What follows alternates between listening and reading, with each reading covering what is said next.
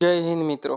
જો તમે કોન્સ્ટેબલના જૂના પેપરો જોઈને તૈયારી કરતા હોવ તો થોભી જોજો, કારણ કે 2025ની ભરતીમાં હવે સીધા સાદા સવાલો નહીં પણ વિધાનવાળા સ્ટેટમેન્ટ બેઝ પ્રશ્નો તમારું મેરિટ નક્કી કરશે।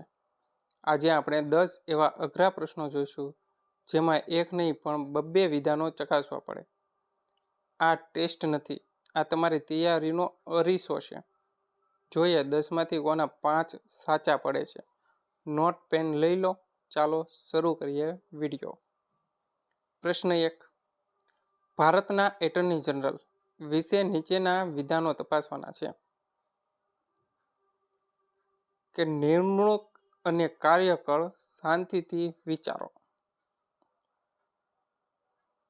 સાચો જવાબ આવશે ઓપ્શન એ, માત્ર એક જ સાચું છે। મિત્રો, બીજું વિધાન ખોટું છે।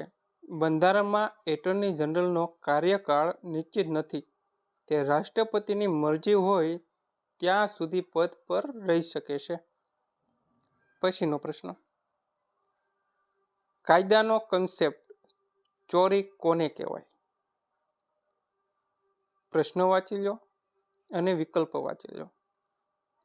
સ્થાવર મિલકતની ચોરી થાય, કબજો હોવો જોઈએ કે નહીં? આનો જવાબ આવે ઓપ્શન એ, સાચું, માત્ર એક સાચું। બીજું વિધાન ખોટું છે। ચોરી થવા માટે તે વસ્તુ કોઈકના કબજામાં હોવી ફરજિયાત છે। અને હા, ચોરી હંમેશા હલનચલન કરી શકાય તેવી એટલે કે જંગમ મિલકતની જ થાય। પછીનો પ્રશ્ન, ધોળાવીરા વિશે છે। ગુજરાતનો ઇતિહાસ ધોળાવીરા, 3 ભાગ અને સાઇન બોર્ડ। તો હવે વિચારો, પ્રશ્ન વાંચો અને ઓપ્શન વાંચો।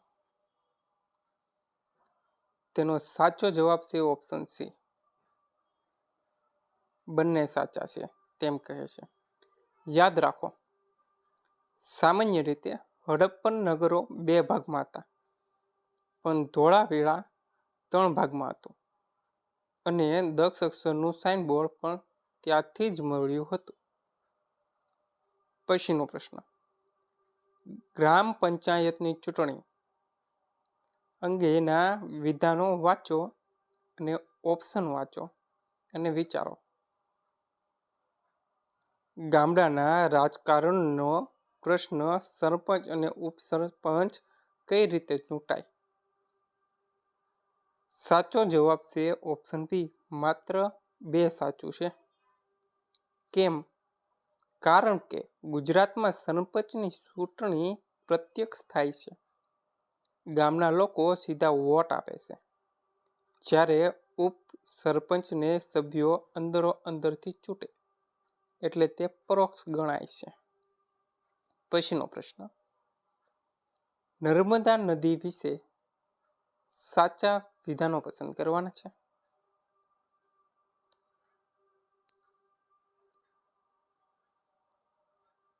જીવાદોરી નર્મદા, ઉદ્ભવ સ્થાન અને વહેવાની રીત શું બંને સાચું હશે?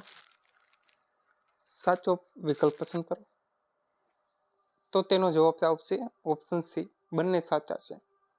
નર્મદા અને તાપી બંને ભ્રંશ ઘાટી 2 પર્વતો વચ્ચેની ખીણ એમ કહેવાય, માંથી વહે છે, એટલે જ તે ડેલ્ટા બનાવતી નથી। પછીનો પ્રશ્ન, બાયોલોજીનો પ્રશ્ન છે, રોગ અને તેના કારણ, ટાઇફોઇડ અને મેલેરિયા, વાયરસ કે પ્રજીવ? સાચો જવાબ ઓપ્શન બી, માત્ર 2 સાચું છે। ભૂલ ક્યાં છે? ટાઇફોઇડ વાયરસ નહીં પણ બેક્ટેરિયાથી થાય છે, તેનું નામ કોમેન્ટ કરવાનું છે। ટાઇફોઇડ જેનાથી થાય છે તે બેક્ટેરિયાનું નામ કોમેન્ટ કરવાનું છે, મેલેરિયાનું સાચું છે તેમાં। પછીનો પ્રશ્ન, ગુજરાતના સ્થાપત્ય વિશે છે। મોઢેરાનું સૂર્ય મંદિર કોણે બંધાવ્યું અને ક્યાં આવેલું છે? ઓપ્શન સી, તેનો જવાબ છે બંને સાચા. ભીમદેવ પહેલાએ બંધાવ્યું હતું અને ભૌગોલિક રીતે તે કર્કવૃત પર જ આવેલું છે. આ બંને ફેક્ટ મોસ્ટ આઈએમપી છે, યાદ રાખજો. પછીનો પ્રશ્ન છે કોમ્પ્યુટરનો. તે કોમ્પ્યુટરનો બેઝિક પણ કન્ફ્યુઝિંગ સવાલ છે.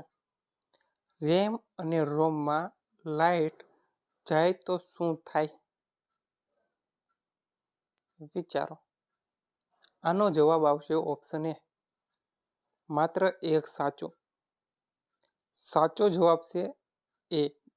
હવે તેની સમજૂતી. રેમમાં ડેટા ઉડી જાય એટલે તે વોલેટાઇલ છે. પણ રોમ, રીડ ઓનલી મેમરી, તેનું ફૂલ ફોર્મ છે.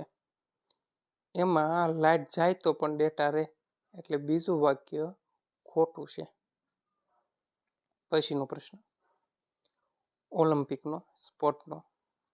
કરંટ એફેરમાંથી પેરિસ ઓલિમ્પિક શું નીરજ ચોપરા ગોલ્ડ લાવ્યા હતા? સાચો જવાબ છે માત્ર એક સાચું. ઓપ્શન એ તેનો જવાબ છે. ધ્યાન આપો કે નીરજ ચોપરાએ 2024માં સિલ્વર મેડલ જીત્યો હતો, ગોલ્ડ નહીં. પાકિસ્તાનના અરશદ નદીમે ગોલ્ડ જીત્યો હતો. પછીનો પ્રશ્ન 10. વાતાવરણના સ્તરો વિશે વિધાન તપાસવાના છે. છેલ્લો અને અઘરો સવાલ છે. ઓઝોનના ક્યાં હોય અને વિમાન ક્યાં ઉડે?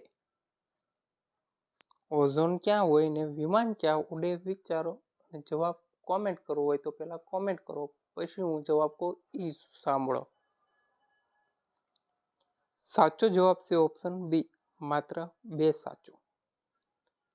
પહેલું ખોટું છે, કારણ કે ઓઝોન લેયર સમતાપમાં હોય છે, ટ્રોપોસ્ફિયરમાં નહીં. અને વિમાનો પણ ત્યાં જ ઉડે છે, કારણ કે ત્યાં વાદળો હોતા નથી. જો આ વિડીયો ગમ્યો હોય તો લાઈક કરો, ચેનલને સબસ્ક્રાઈબ કરો અને